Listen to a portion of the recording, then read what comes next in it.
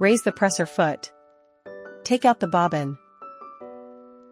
Installation of horizontal spool pin. Pull the thread out from the spool. Guide the thread through the thread guide.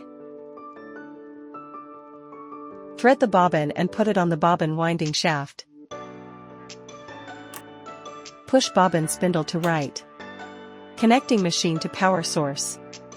Turn on the sewing machine. Lower the presser foot and press the start button. Hold the end of thread.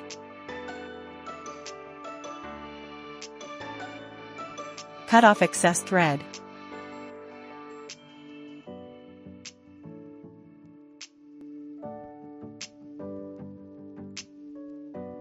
When winding is finished, cut the thread.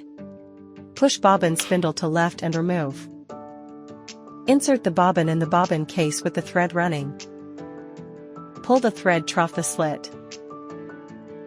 Pull out about 6 inches of thread. And attach the bobbin cover plate. Turn off the power before threading. Turn the hand wheel to raise the take-up lever to its highest point. Raise the needle to its highest position.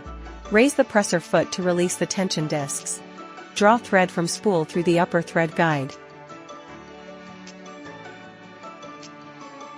Leading thread down right channel and up left channel. Ensure the thread is behind the thread take-up. Pass the thread behind the horizontal thread guide. Lower the presser foot. Press lever down as far as it will go. Pass the thread in front of the needle around the hook.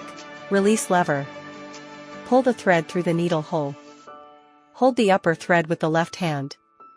Turn the handwheel towards you, lowering then raising needle. Gently pull on the upper thread. Lay both threads to the back under the presser foot.